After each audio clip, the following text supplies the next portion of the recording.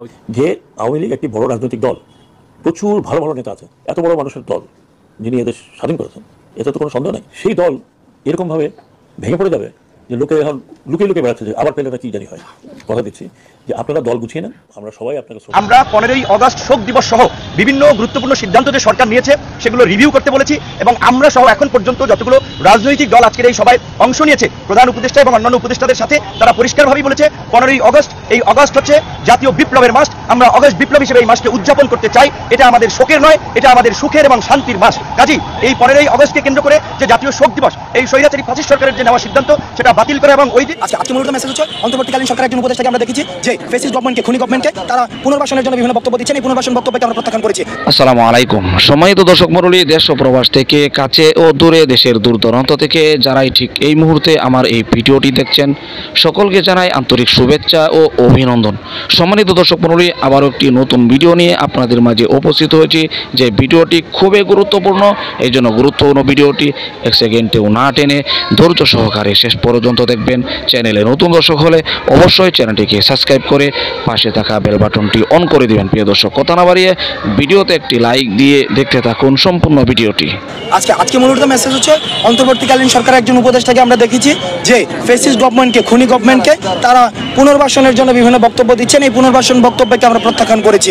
দ্বিতীয়ত, আন্তর্জাতিক অপরাধ ট্রাইব্যুনালে খুনি হাসিনাকে প্রধান আসামি করে এবং এই ফ্যাসিজমকে যারা এতদিন পর্যন্ত যারা এই ফ্যাসিজমের যারা হচ্ছে বেনিফিশিয়ারি ছিল তাদেরকে আসামি করে আন্তর্জাতিক অপরাধ ট্রাইব্যুনালে মামলা দায়ের করতে হবে। তৃতীয়ত, মিডিয়া কর্মীদের কাছে আমাদের আহ্বান থাকবে যারা এই ফ্যাসিস্ট গভর্নমেন্টকে এতদিন পর্যন্ত সার্ভ করেছে, টিকিয়ে রেখেছে, বিভাজনের রাজনীতি বিদ্যমান করে যারা এই ফ্যাসিস্ট গভর্নমেন্টকে সেবা দিয়েছে, তাদের খবর যেন প্রচার করে মানুষকে বিভ্রান্ত করা না হয়, সেই জায়গাতে জনগণ আমরা মিডিয়া কর্মীদেরকে আহ্বান জানিয়েছি।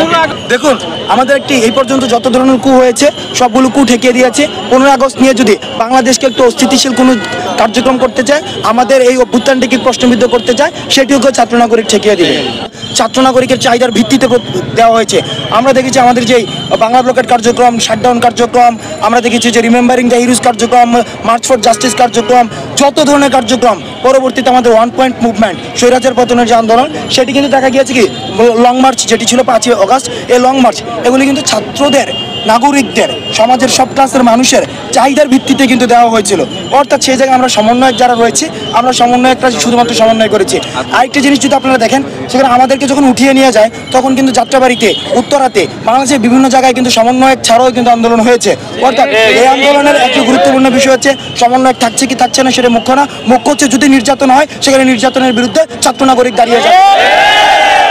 এই ছাত্র নাগরিক যদি চায় যে আমাদের মধ্য থেকে রাজনৈতিক পলিটিক্যাল অ্যাপ্রোচের মধ্য দিয়ে রাষ্ট্র পুনর্গঠন সম্ভব, পলিটিক্যাল অ্যাপ্রোচের মধ্য দিয়ে রাষ্ট্র সংস্কার করতে হবে, তাদের যদি দাবি থাকে, সেক্ষেত্রে সেটি নিয়ে আমরা পরবর্তীতে ছাত্র নাগরিকের মতামতের ভিত্তিতে আমরা ইতিবাচক সিদ্ধান্ত নেব।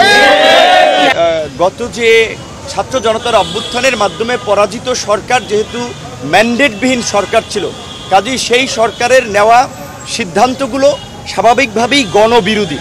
আমরা 15ই আগস্ট শোক দিবস সহ বিভিন্ন গুরুত্বপূর্ণ সিদ্ধান্ত যে সরকার নিয়েছে সেগুলো রিভিউ করতে বলেছি এবং আমরা সহ এখন পর্যন্ত যতগুলো রাজনৈতিক দল আজকের এই সভায় অংশ নিয়েছে, প্রধান উপদেষ্টা এবং অন্যান্য উপদেষ্টাদের সাথে তারা পরিষ্কারভাবেই বলেছে 15ই আগস্ট, এই আগস্ট হচ্ছে জাতীয় বিপ্লবের মাস। আমরা আগস্ট বিপ্লব হিসেবে এই মাসকে উদযাপন করতে চাই। এটা আমাদের শোকের নয়, এটা আমাদের সুখের এবং শান্তির মাস।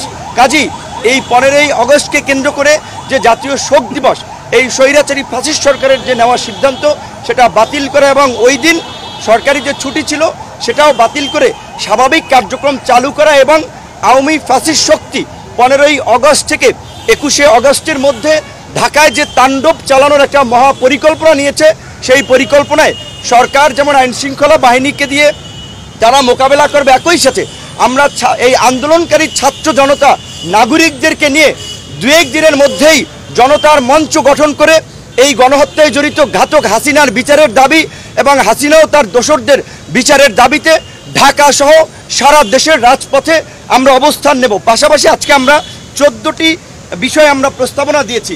দেশের বর্তমান প্রেক্ষাপটে অর্থনৈতিক স্থিতিশীলতা ফিরিয়ে আনতে কোনো ব্যবসায়ীর উপরে আপনার হয়রানি না করা, সবাইকে নিয়ে মতবিনিময়ের মাধ্যমে ব্যবসায়ীদের স্বাভাবিক কার্যক্রমের সুযোগ দেওয়া, 64 জেলা এবং 650 উপজেলা এবং থানা পর্যায়ে ওসি, ইউএনও, ডিসি, এসপিদের যারা এই সরকারের সহযোগী ছিল তাদেরকে পরিবর্তন করে সৎ, সাহসী, দক্ষ অফিসারদেরকে নিয়োগদানের মাধ্যমে প্রশাসনিক স্থিতিশীলতা ফিরিয়ে আনা, প্রশাসনের মধ্যে যে পাল্টা কু এবং অভ্যুত্থানের যে চেষ্টা করা হচ্ছে সেগুলোকে রুখে দেওয়া, এরকম 14টি দাবি আমরা দিয়েছি। এবং সর্বশেষ যেটি আমরা কথাটি বলেছি, দ্রুত সময়ের মধ্যেই রাষ্ট্র সংস্কার ও জাতীয় নির্বাচনের রোডম্যাপ প্রদান এবং এই যে আওয়ামীপন্থী যে সংখ্যালঘুদের একটি অংশ আপনার যে বিভিন্ন ধরনের প্রপাগান্ডা এবং বিভ্রান্তি ছড়াচ্ছে, নির্যাতন, হামলা মামলার এবং সেটাকে প্রমোট করছে ভারতীয় কিছু মিডিয়া,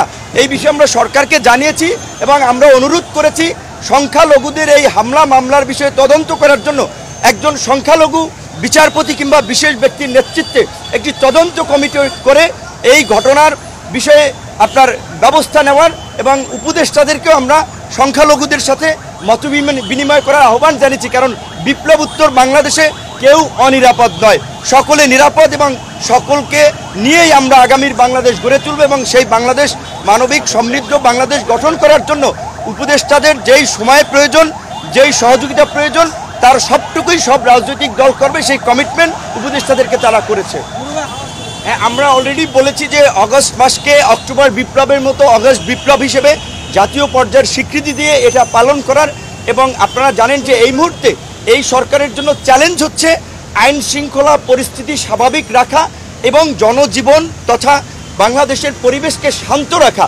যেহেতু এই যে পরাজিত ফ্যাসিস্ট শক্তি, দানবীয় শক্তি নানানভাবে দেশকে অস্থিতিশীল করার পায়তারা করছে, মরণ কামড় দেওয়ার চেষ্টা করছে, সেই সরকার এবং এই অভ্যুত্থানকারী ছাত্র জনতাকে সেটা রুখে দেওয়ার মধ্য দিয়ে স্থিতিশীল অবস্থা বজায় রাখাই এই মুহূর্তে চ্যালেঞ্জ। কাজী আমাদের অনেক ডিমান্ড আছে, অনেক কিছু বলার আছে।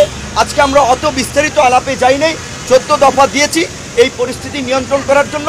15ই আগস্ট নিয়ে যেহেতু আপনার 2-1 দিনের মধ্যেই দিবসটি আসছে, সে বিষয়ে সব রাজনৈতিক দল বলেছে, আমরা সেই বিষয়ে সিদ্ধান্ত দিয়েছি আবু সাঈদ সহ নিহত সকলের পরিবারকে যথাযথ ক্ষতিপূরণ দেওয়া, দ্বিতীয় মুক্তিযুদ্ধের বীর শহীদদের সঠিক তথ্য এবং তালিকা করা, মুক্তিযুদ্ধের শহীদদের মতো যেন তাদের প্রতি অবিচার। প্রিয় দর্শক, আশা করি সম্পূর্ণ ভিডিওটি দেখলেন। ভিডিও দেখে অবশ্যই বুঝতে পেরেছেন বর্তমান পরিস্থিতি, এই কোটা বিরোধী আন্দোলনের পর থেকে নিয়ে এই আন্দোলন এত জোরদার হয়েছে, এমনকি যেখানে সরকার পর্যন্ত পতন হয়েছে, এই সমস্ত বিষয়ে বর্তমান নতুন সরকার গঠন হয়েছে, সব কিছু বিষয় তথ্য অবশ্যই তুলে ধরেছি প্রিয় দর্শক। এমনকি এই ভিডিওতে যে বিষয়গুলো আপনাদেরকে দেখালাম, এই বিষয় সম্পর্কে যদি আপনার স্থান থেকে কোনো মতামত থাকে অবশ্যই আপনার মূল্যবান মতামতগুলো কমেন্ট বক্সে জানিয়ে দিবেন, এমনকি এই ভিডিওটি শেয়ার করে সকলের মাঝে ছড়িয়ে দিবেন। প্রিয় দর্শক, আজকের মতো এখানে শেষ করছি।